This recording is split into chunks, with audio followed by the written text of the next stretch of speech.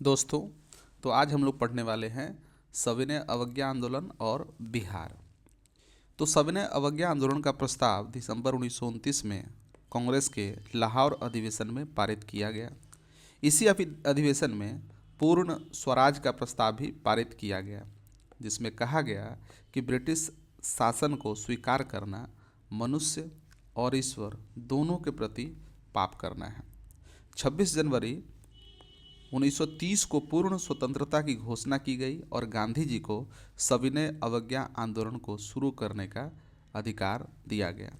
गांधी जी ने आंदोलन से पूर्व वायसराय इरविन के समक्ष 2 मार्च 1930 को 11 सूत्री मांगे पेश की तथा कहा कि इन्हें सरकार यदि स्वीकार करती है तो आंदोलन नहीं छेड़ा जाएगा, किंतु वायसराय इरविन ने इन मांगों को अस्वीकार कर दिया। अब हम लोग देखते हैं कि आंदोलन की शुरुआत किस प्रकार से हुई। तो 12 मार्च 1930 को प्रसिद्ध दांडी यात्रा द्वारा गांधी जी ने आंदोलन की शुरुआत की, जिसमें उन्होंने अपने चुने हुए 78 अनुयायियों के साथ साबरमती से दांडी तक 240 मील की पैदल यात्रा की और 6 अप्रैल 1930 को समुद्र तट पर एक मुट्ठी नमक उठाकर कानून का उल्लंघन किया। यह इस बात का प्रतीक था कि अब भारत के लोग ब्रिटिशों द्वारा बनाए गए कानूनों के अधीन नहीं रहना चाहते थे। इस आंदोलन के लिए निम्नलिखित कार्यक्रम निश्चित किए गए। सबसे पहला कि सभी स्थानों पर नमक कानून भंग किए जाएंगे। दूसरा कि विद्यार्थियों को कॉलेज, सरकारी सेवकों को अपनी सेवाओं का तथा वकीलों को न्यायालय का बहिष्कार करना चाहिए। तीसरा कि विदेशी कपड़ों की होली जलाई जाए। चौथा, महिलाएं शराब की दुकानों के बाहर धरना देंगी। अगला, सरकार को किसी भी प्रकार का कर नहीं दिया जाएगा। इसके अलावा अन्य गतिविधियों में थे कि जुलूस निकालना, सभाएं आयोजित करना, पंपलेट बांटना तथा राष्ट्रीय झंडे को सलामी देना, ये सभी। आंदोलन का प्रभाव देश के अन्य हिस्सों में भी बहुत व्यापक रूप से पड़ा। ठीक है, बिहार भी इससे अछूता नहीं रहा। बिहार में भी नमक सत्याग्रह शुरू करने के लिए 6 अप्रैल 1930 की तिथि निश्चित की गई। डॉक्टर राजेंद्र प्रसाद द्वारा आंदोलन की रूपरेखा तैयार की गई। जवाहरलाल नेहरू ने भी इस संबंध में बिहार प्रांत का दौरा किया। बिहार में समुद्र तट नहीं होने के कारण अनेक जगहों पर नमकीन मिट्टी से नमक बनाया गया। बिहार में नमक सत्याग्रह का आरंभ 15 अप्रैल को चंपारण और सारण जिलों में नमकीन मिट्टी से नमक बनाकर किया गया। धीरे धीरे इसका प्रसार पटना, मुजफ्फरपुर, शाहाबाद आदि क्षेत्रों में भी हुआ। मुजफ्फरपुर में 7 अप्रैल 1930 को स्थानीय नेताओं जनकधारी प्रसाद, रामदयालु सिंह और ठाकुर रामनंदन सिंह के नेतृत्व में नमक आंदोलन शुरू किया गया। पटना में 16 अप्रैल 1930 को अंबिका कांत सिंह के नेतृत्व में नमक बनाकर नमक कानून तोड़ा गया।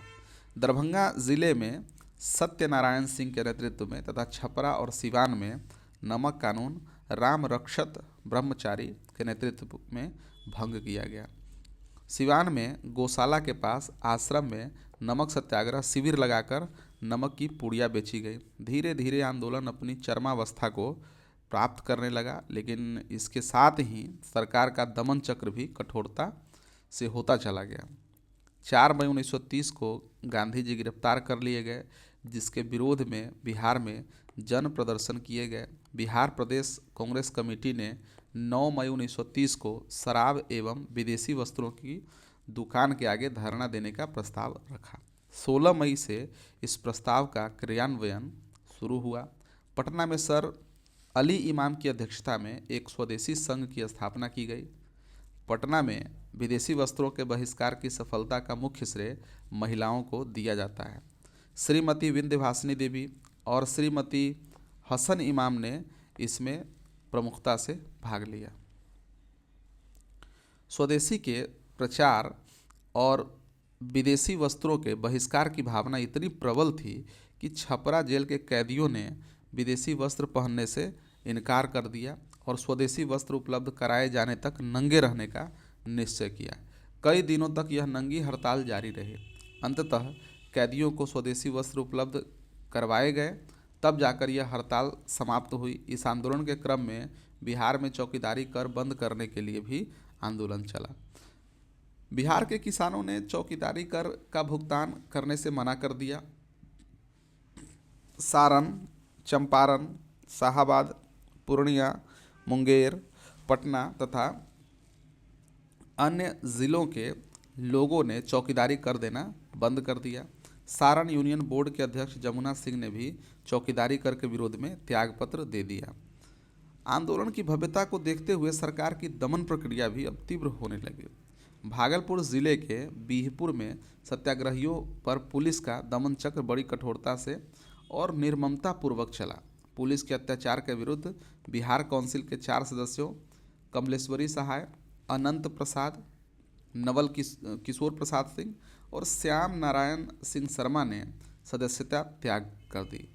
लाठी प्रहार के विरोध में राजेंद्र प्रसाद, राय बहादुर, द्वारिका नाथ और अब्दुल बारी ने बिहार विधान परिषद के सदस्यता से इस्तीफा दे दिया। 30 जून 1930 को कांग्रेस को अवैध घोषित कर दिया गया। 15 जुलाई को राजेंद्र प्रसाद को गिरफ्तार करके 6 महीने के लिए जेल भेज दिया गया। दमनकारी उपाय बहुत ज़्यादा सफल न होने के कारण सरकार ने भी अपना रुख बदल लिया। अतः 5 मार्च 1931 को गांधी इरविन समझौता हुआ, जिसके बाद कांग्रेसी नेताओं की रिहाई आरंभ हुई और आंदोलन स्थगित हो गया। फिर आगे चलकर ब्रिटिश सरकार और भारतीय नेताओं के बीच द्वितीय गोलमेज वार्ता हुई, जो कि विफल रही। इसके फलस्वरूप आंदोलन पुनः प्रारंभ हो गया। 4 जनवरी 1932 को बृजकिशोर प्रसाद, राजेंद्र प्रसाद, मथुरा प्रसाद, कृष्ण बल्लभ सहाय, जगत नारायण लाल आदि को बंदी बना लिया गया। 26 जनवरी 1932 को फिर समस्त बिहार में स्वाधीनता दिवस मनाया गया। इसके विरुद्ध सरकार ने निर्दयतापूर्वक ढंग से दमन प्रारंभ किया। बेगूसराय, मोतिहारी, रोसड़ा, शिवहर एवं तारापुर आदि जगहों पर गोलियां चलाई गई, जिसमें कई लोग शहीद हुए। इसके विरोध में जगह जगह जुलूस निकाले गए। स्थिति का सामना करने के लिए सरकार द्वारा 30 जून को विशेषाधिकार अध्यादेश जारी किया गया। लगभग इसी समय रैमजे मैकडोनाल्ड के सांप्रदायिक अवार्ड के विरुद्ध हरिजनों के उद्धार का आह्वान किया गया। बिहार में हरिजन सेवक संघ की अनेक शाखाएं खोली गई। गांधी जी ने सामूहिक सविनय अवज्ञा के स्थान पर 12 जुलाई 1933 को व्यक्तिगत सविनय अवज्ञा का प्रस्ताव रखा। बिहार में इसका काफ़ी अच्छा प्रभाव देखा गया। 7 अप्रैल 1934 को पटना में गांधी जी ने अपने एक वक्तव्य में आंदोलन को स्थगित करने की सलाह दी। 18 मई को बिहार प्रदेश कांग्रेस कमेटी ने इसका समर्थन किया और फिर बिहार में आंदोलन स्थगित हो गया। लेकिन इस आंदोलन के प्रभाव निर्णायक रहे और इससे बिहार के लोगों में राजनीतिक चेतना प्रबल हुई।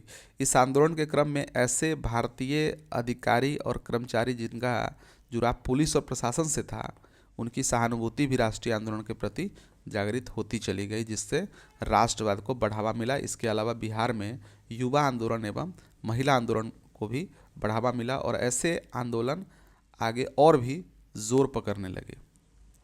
तो इस प्रकार से हमने देखा बिहार में सविनय अवज्ञा आंदोलन।